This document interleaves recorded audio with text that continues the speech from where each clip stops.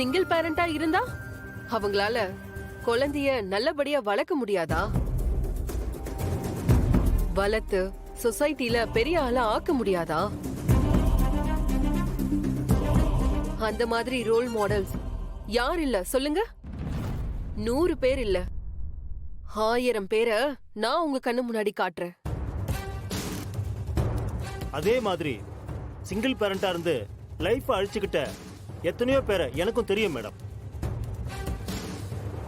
Sir, எனக்கு இவன் கூட வாழ விருப்பம் இல்ல. என் குழந்தைய அவன மாதிரி மாத்திருவான். Please sir. அஞ்சலி, வேணும்னா நான் உன் கால்ல விழுறேன். உனக்காக நான் என்ன வேணாலும் செய்ய தயாரா இருக்கேன். என்னை விட்டு போறேன்னு மட்டும் சொல்லாத ப்ளீஸ். நீ நான் நம்ம குழந்தைன்னு ஒரு குடும்பமா வாழணும் அஞ்சலி. அஞ்சலி, அப்படி ஒரு குடும்பம் இல்லாததால தானே நான் அப்படி தப்பான ஒருத்தனா வாழ்ந்திருக்கேன்.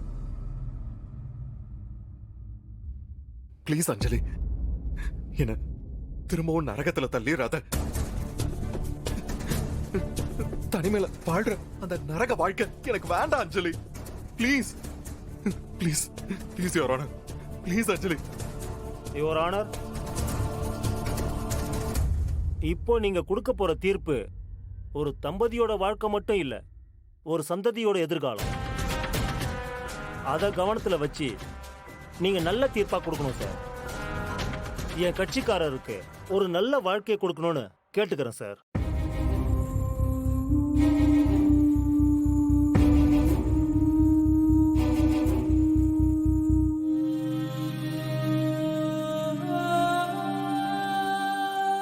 இந்த ஃபேமிலி கோர்ட்டுங்கிறது 2 பேரை பிரிச்சு வைக்கிறதுக்கு மட்டுமே உருவாக்கப்பட்டதே இல்லை.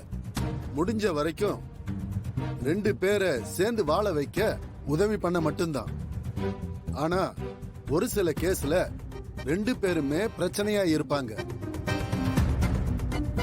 அவங்க சேர்ந்து வாழ்றதுல 2 பேருக்குமே ஆபத்து இருக்கும்.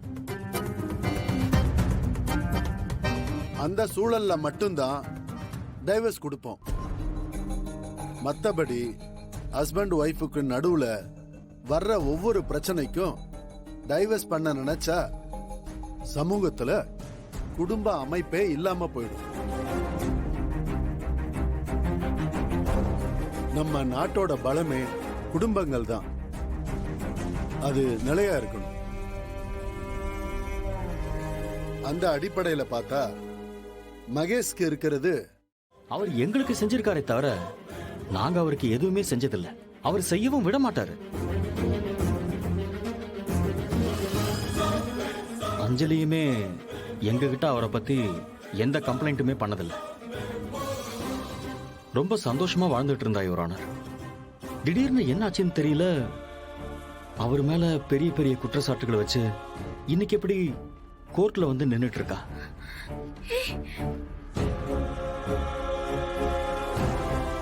ஒரு அண்ணனா, மகேஷோட மச்சானா, ஒரு நல்ல ஜோடி பிரியக்கூடாதுங்கிறதா என்னோட ஆசை. உங்களை கெஞ்சி கேட்டுக்கிறேன் யுவர் ஆனர், அவங்கள பிரிச்சிடாதீங்க. இதுல எனக்கு என்னமோ அஞ்சலி மேலதான் டவுட்டா இருக்கு. அண்ணா, இங்க வந்து என்ன பேச்சு பேசிட்டு இருக்க? Silence silence silence.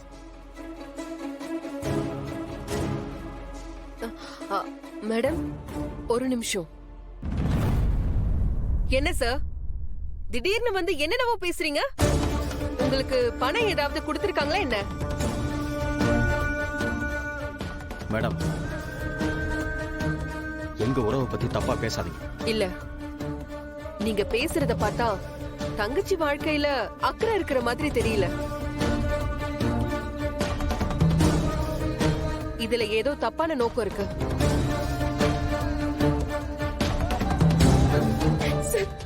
என்ன சொல்றது எதுவுமே நம்பாதீங்க. அவ எங்க குடும்பத்துல சேர்ந்தே வாழல. அவ எங்க குடும்பத்தை விட்டு எப்பவே போயிட்டான். அவ எனக்காக எதுவுமே பேசவே வேண்டாம்.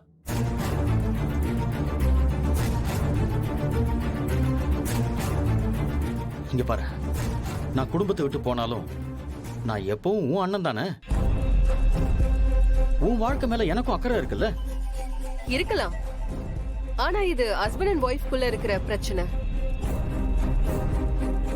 அதுல வெளியாள் யாருக்கும் கருத்து சொல்ல உரிமை இல்ல. யுவர் ஆனர், நான் சொன்னது அத்தனையுமே உண்மை. நீங்களே பாருங்க, அக்கா தங்கச்சிங்க 2 பேர் மட்டும்தான் வந்திருக்காங்க. எங்க அம்மா மத்தவங்க யாராவது வந்திருக்காங்களா? வரமாட்டாங்க. ஏன்னா மாப்பிள்ளையோட மனசு அப்படி. எங்க குடும்பத்துல யாருமே அவருக்கு எதிராக பேசவே மாட்டாங்க. எங்க குடும்பத்துல யாருக்குமே இதுல விருப்பம் இல்ல. யுவர் ஆனர், இதுக்கு மேல உங்க விருப்பம். சார், அவன் சொல்றத நம்பி எங்களை சேர்த்து வச்சிடாதீங்க.